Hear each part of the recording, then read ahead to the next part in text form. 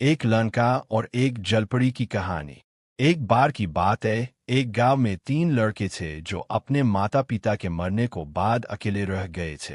हालांकि उनके माता पिता उनके लिए कुछ ज्यादा छोड़कर नहीं गए थे, पर फिर भी जो कुछ भी वे छोड़ गए थे, अगर वे उसको ठीक से बांट लेते तो वह उनके लिए काफी था। पर बड़े वाले 2 भाई उसे बांटना नहीं चाहते थे। सबसे बड़े भाई ने रहने के लिए घर ले लिया और दूसरे भाई ने घर के अंदर का सारा सामान ले लिया। उन दोनों को जो कुछ पैसा मिला वह उन दोनों ने बांट लिया, और साथ में उनके पिता के पास जो जमीन का टुकड़ा था वह भी उन दोनों ने ले लिया, और अपने छोटे भाई को उसे कुछ भी देने से मना कर दिया। इस तरह उन दोनों बेरहम भाइयों ने अपने सबसे छोटे भाई को अपने पिता की जायदाद से, उसके पैसे से, उसके घर से सबसे दूर कर दिया।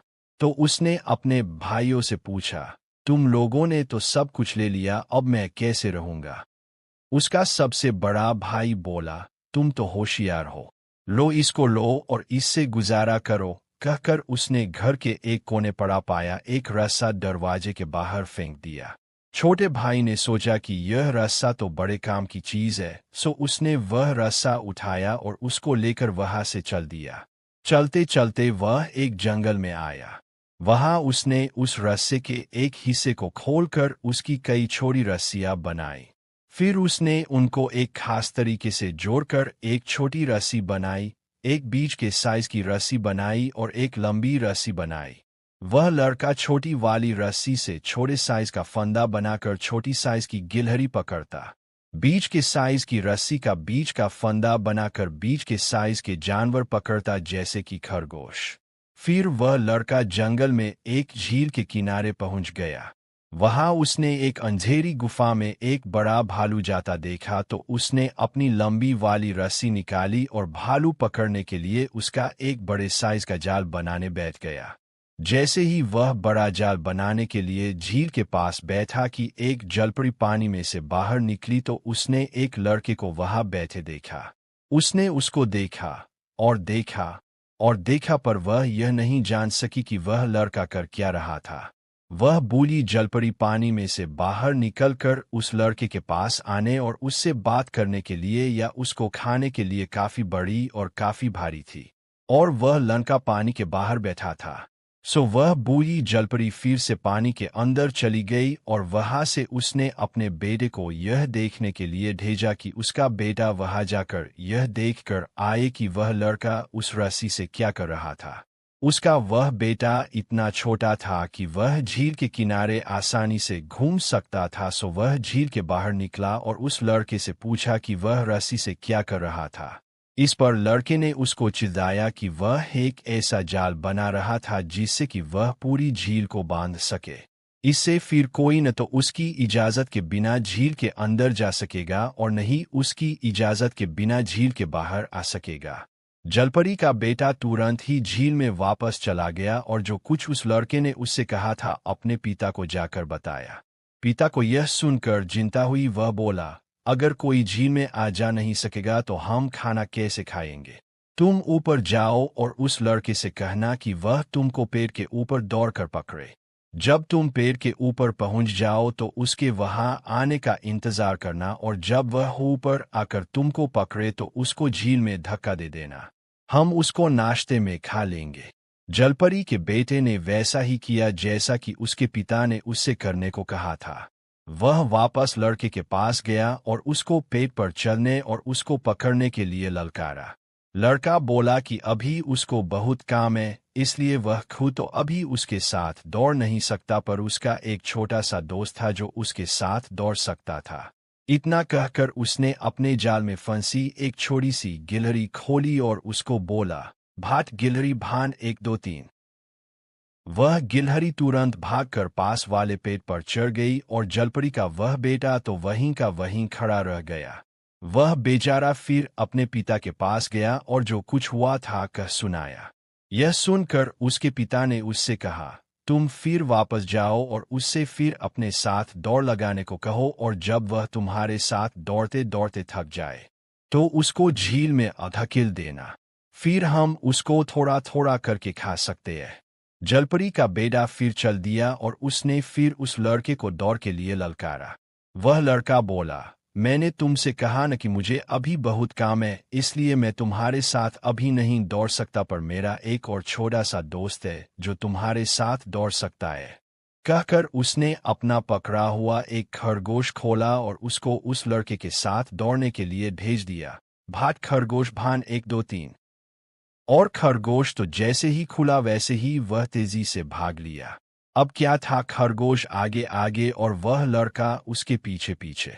बहुत जल्दी ही वह लड़का खरगोश से बहुत पीछे रह गया। यह सब देखकर तो वह लड़का बहुत परेशान हुआ। वह फिर वापस अपने पिता के पास पहुंचा और जाकर पिता को सारा हाल सुनाया। पिता ने कहा कि अब की बार जाकर तुम उसको कुश्ती के लिए ललकारो, और क्योंकि तुम मेरे बेटे हो इसलिए तुम बहुत ताकतवर हो। तुम जल्दी ही उसको जमीन पर पटक दोगे। जब तुम उसको जमीन पर पटक दो तो उसको उठाकर झील में डाल देना, फिर हम उसको साथ साथ खा लेंगे। यह सुनकर वह लड़का फिर झील के ऊपर आया और उस लड़के को अब की बार कुश्ती के लिए ललकारा। वह लड़का कुछ गुस्से में बोला, मैंने तुमसे कितनी बार कहा कि मुझे अभी बहुत काम है, इसलिए मैं खुद तुम्हारे साथ कुछ नहीं कर सकता। मेरे दादाजी उस गुफा में सो रहे हैं, तुम जाकर उनको कुश्ती के लिए ललकार सकते हो, पर कुश्ती लड़ने से पहले तुमको उन्हें जगाना पड़ेगा।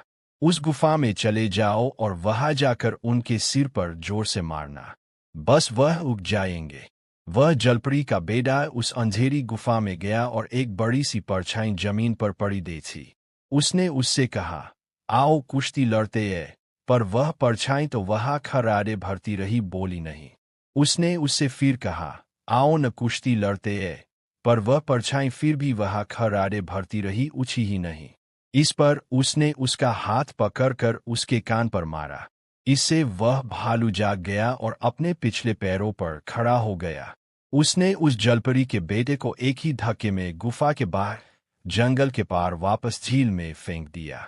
जलपरी का बेटा फिर अपने पिता के पास गया और बोला, यह लड़का तो हम लोगों से बहुत ज्यादा ताकतवर लगता है। उसके दादा ने तो मुझे इतनी जोर से धक्का मारा कि मैं तो झील के बीच में ही आ गिरा। ऐसे तो हम उस लड़के को कभी नहीं जीत सकते पिताजी। पिता ने कहा, ठीक है, तुम एक बार फिर उस लड़के के पास जाओ और उससे पूछो कि वह हम लोगों को यहाँ छोड़ने का क्या लेगा। हम नहीं चाहते कि वह हमारी झील को बांधे। सो वह बेटा फिर उस लड़के के पास गया और उससे पूछा कि वह उनको वहां छोड़ने का कितना पैसा लेगा। लड़के ने अपना तोप उतारकर उल्टा करके उसके सामने रख दिया और बोला, बस यह तोप भरकर। वह बेटा फिर से अपने पिता के पास दौड़ा गया और वहां जाकर कुछ सिक्के बटोरने में उसकी सहायता करने लगा जो सालों से झील की तली में इकट्ठे हो गए थे। इधर जब जलपरी का बेटा चला गया तब उस लड़के ने अपने तोप में एक छेद कर लिया और उस तोप को एक गहरे गड्ढे के ऊपर रख लिया। उधर जलपरी के बेटे ने जितने सिक्के वह सोच सकता था कि उस तोप को भरने के लिए काफी होंगे उतने सिक्के बटोरे और झील के ऊपर आकर उस लड़के के तोप में डाले, पर वे तो बस उस तोप की तली ही ढक सके। वह फिर झील में गया और फिर से बहुत सारे सिक्के उठा कर लाया और उस लड़के के तोप में डाले, पर फिर भी उसका तोप नहीं भरा। जलपरी के बेटे ने जाकर यह अपने पिता से कहा कि वह कई बार सिक्के उस लड़के के तोप में डाल चुका है, पर उसका तोप है कि वह तो भरता ही नहीं। उसके पिता ने कहा, उससे जाकर कहो कि हमारे पास इतना ही पैसा है, और यह कहकर उसने एक सिक्के भरा एक बैरल झील के किनारे पर फेंक दिया। बेटा फिर झील के ऊपर आया और उस लड़के से बोला, मेरे पिताजी कहते हैं कि हमारे पास इतना ही पैसा है, इसको ले लो और यहाँ से जाओ और हमको छोड़ दो। लड़के ने वायदा किया कि वह अब झील को नहीं बांधेगा और जलपरी का बेटा यह खुशखबरी लेकर तुरंत ही अपने पिता के पास दौड़ गया।